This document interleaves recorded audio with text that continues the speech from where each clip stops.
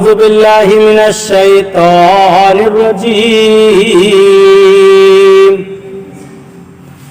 بسم الله الرحمن الرحيم إن الصفا والمروة من شعائر الله فمن حج البيت أو اعتمر فلا جناح عليه أن يطوف بهما ومن تطوع خيرا فإن الله شاكر عليم۔ ترجمہ کنز الایمان۔ اللہ کے نام سے شروع جو نہایت مہربان رحم والا۔ بے شک صفا اور مروہ اللہ کے نشانوں سے ہیں، تو جو اس گھر کا حج یا عمرہ کرے اس پر کچھ گناہ نہیں کہ ان دونوں کے پھیرے کرے، اور جو کوئی بھلی بات اپنی طرف سے کرے تو اللہ نیکی کا صلہ دینے والا خبردار ہے۔ ترجمہ کنز العرفان۔ بے شک صفا اور مروہ اللہ کی نشانیوں میں سے ہیں، تو جو اس گھر کا حج یا عمرہ کرے اس پر کچھ گناہ نہیں کہ ان دونوں کے چکر لگائے، اور جو کوئی اپنی طرف سے بھلائی کرے تو بے شک اللہ نیکی کا بدلہ دینے والا خبردار ہے۔ ان الصفا والمروہ من شعائر اللہ۔ بے شک صفا اور مروہ اللہ کی نشانیوں میں سے ہیں۔ صبر اور صابرین کے اجمالی بیان کے بعد اب صبر کا ایک مشہور اور عظیم واقعہ بیان کیا جا رہا ہے۔ اس کی تفسیر کچھ یوں ہے کہ صفا و مروہ مکہ مکرمہ کے دو پہاڑ ہیں جو کعبہ معظمہ کے بالمقابل مشرقی جانب واقع ہیں۔ حضرت حاجرہ رضی اللہ تعالی عنہ اور حضرت اسماعیل علیہ السلام نے ان دونوں پہاڑوں کے قریب اس مقام پر جہاں زمزم کا کنواں ہے حکم الہی سے سکونت اختیار فرمائی۔ اس وقت یہ مقام سنگلاخ بیابان تھا، نہ یہاں سبزہ تھا، نہ پانی، نہ خرد و نوش کا کوئی سامان۔ رضا الہی کے لیے ان مقبول بندوں نے صبر کیا۔ حضرت اسماعیل علیہ السلام بہت کم عمر تھے، انہیں پیاس لگی، اور جب پیاس کی شدت بہت زیادہ ہو گئی تو حضرت حاجرہ رضی اللہ تعالی عنہ بے تاب ہو کر کوہ صفا پر تشریف لے گئیں۔ وہاں بھی پانی نہ پایا تو اتر کر نیچے کے میدان میں دوڑتی ہوئی مروہ تک پہنچی۔ اس طرح 7 چکر لگائے، اور اللہ تعالیٰ نے ان اللہ مع الصابرین، اللہ تعالیٰ صبر کرنے والوں کے ساتھ ہے کا جلوہ اس طرح ظاہر فرمایا کہ غیب سے ایک چشمہ زمزم نمودار کیا، اور ان کے صبر و اخلاص کی برکت سے ان کے اتباع میں ان دونوں پہاڑوں کے درمیان دوڑنے والوں کو مقبول بارگاہ قرار دیا، اور ان دونوں پہاڑوں کو قبولیت دعا کا مقام بنا دیا۔ اس واقعے کا ذکر سورہ ابراہیم آیت نمبر 13 میں بھی مذکور ہے۔ من شعائر اللہ، اللہ کی نشانیوں میں سے ہیں۔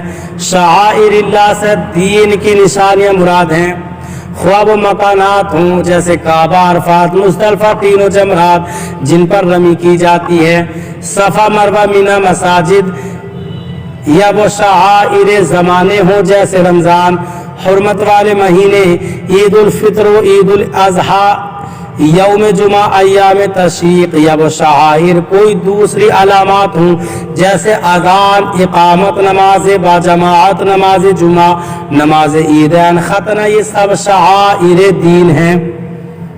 اس واقعے سے یہ بھی معلوم ہوا کہ جس چیز کو صالحین سے نسبت ہو جائے وہ چیز عظمت والی بن جاتی ہے، جیسے صفا، مروہ پہاڑ حضرت حاجرہ رضی اللہ تعالی عنہ کے قدم کی برکت سے اللہ تعالی کی نشانی بن گئے۔ اور یہ بھی معلوم ہوا کہ معظم چیزوں کی تعظیم و توقیر دین میں داخل ہے، اسی لیے صفا و مروہ کی سعی حج میں شامل ہوئی۔ فلا جناح علیہ، تو اس پر کوئی حرج نہیں۔ اس آیت کا شان نزول یہ ہے کہ زمانے جاہلیت میں صفا و مروہ پر 2 بت رکھے تھے۔ صفا پر جو بت تھا اس کا نام اصاف، اور جو بت مروہ پر تھا اس کا نام نائلہ تھا۔ कुफ्फार जब सफा और मरवा के दरमियान सही करते तो उन बुतों पर ताजीमन हाथ फेरते। ज़माना इस्लामी ये बुत तो तोड़ दिए गए, लेकिन चूंकि कुफ्फार यहाँ मुशरिकाना फेल करते थे इसलिए मुसलमानों को सफा और मरवा के दरमियान सही करना गिरा महसूस होता था, क्योंकि उसमें कुफ्फार के मुशरिकाना फेल के साथ कुछ मुशाबहत बनती है। इस आयत में उनका इत्मीनान फरमा दिया गया कि चूंकि तुम्हारी नियत खालिस इबादत इलाही की है लिहाजा तुम्हें मुशाबहत का अंदेशा नहीं करना चाहिए। और जिस तरह खाने काबा के अंदर ज़माने जाहिलियत में कुफ्फार ने बुत रखे थे, अब अहद इस्लाम में बुत उठा दिए गए और काबा शरीफ का तवाफ दुरुस्त रहा और वो शाइर दीन में से रहा। इसी तरह कुफ्फार की बुत परस्ती से सफा और मरवा के शाइर दीन होने में कुछ फर्क नहीं आया। यहाँ एक मसला ज़हन नशी रखे हैं कि हज में सही यानी सफा और मरवा के 7 चक्कर वाजिब हैं। उसके तर्क करने से दम देना यानी कुर्बानी वाजिब होती है। इसके बारे में तफसीली अहकाम के लिए बाहर शरीयत हिस्सा 6 का मुताला फरमाएं। इन्नल्लज़ीना यक्तुमूना मा अंज़लना मिनल बय्यिनाति वल हुदा मिन बअदि मा बय्यन्नाहु लिन्नासि फिल किताब उलाइका यलअनुहुमुल्लाहु व यलअनुहुमुल लाइनून इल्लल्लज़ीना ताबू व असलहू व बय्यनू फउलाइका अतूबु अलैहिम व अना तव्वाबुर रहीम। तर्जमा कंजुल ईमान, बेशक वो जो हमारी उतारी हुई रोशन बातों और हिदायत को छुपाते हैं बाद इसके कि लोगों के लिए हम उसे किताब में वाज़े फरमा चुके, उन पर अल्लाह की लानत है और लानत करने वालों की लानत।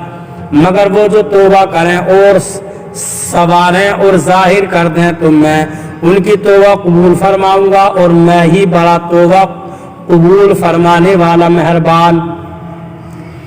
तर्जमा कंजुल इरफान, बेशक वो लोग जो हमारी उतारी हुई रोशन बायतों और हिदायत को छुपाते हैं हालांकि हमने उसे लोगों के लिए किताब में वाज़े फरमा दिया है, तो उन पर अल्लाह लानत फरमाता है और लानत करने वाले उन पर लानत करते हैं। मगर वो लोग जो तौबा करें और इस्लाह कर लें और छुपी हुई बातों को ज़ाहिर कर दें तो मैं उनकी तौबा कबूल फरमाऊंगा और मैं ही बड़ा तौबा कबूल फरमाने वाला मेहरबान हूँ। इन्नल्लज़ीना यक्तुमूना मा अंज़लना मिनल बय्यिनाति वल हुदा, बेशक वो लोग जो हमारी उतारी हुई रोशन बातों और हिदायत को छुपाते हैं। यह आयत उन उलमा यहूद के बारे में नाजिल हुई जो तौरात शरीफ के अहकाम और उसमें मौजूद नात मुस्तफ़ा की आयतें छुपाते थे। दीनी मसाइल को छुपाना गुनाह है, ख्वाह इस तरह की ज़रूरत के वक्त बताए न जाएं या इस तरह के गलत बताए जाएं, बल्कि गलत बताने पर तो बहुत सख्त वईदें हैं। ये दोनों गुनाह उलमा यहूद करते थे कि हुज़ूर सल्लल्लाहु अलैहि वसल्लम की नात बताते न थे और जिना की सजा बदल देते थे के बजाय रज्म के मुकाला कराते थे। सूरह बकर की आयत नंबर 79 में भी यहूदियों के इस तरह की हरकतों का बयान गुजर चुका है। अहादीस में दीनी मसाइल छुपाने की सख्त वईदें बयान की गई हैं। चुनांचे हजरत अबू हुरैरा रज़ियल्लाहु ताला अन्हु से रिवायत है कि सरकार दो आलम सल्लल्लाहु अलैहि वसल्लम ने इरशाद फरमाया, जिससे इल्म की कोई बात पूछी गई जिसे वो जानता है लेकिन वो उसे छुपाता है तो क़ियामत के दिन उसे आग की लगाम दी जाएगी। हजरत अली मुर्तज़ा करमल्लाहु ताला वजहुल करीम से रिवायत है, नबी अकरम सल्लल्लाहु अलैहि वसल्लम ने इरशाद फरमाया, जो इल्म के बगैर फतवा दे उस पर ज़मीन व आसमान के फरिश्ते लानत करते हैं।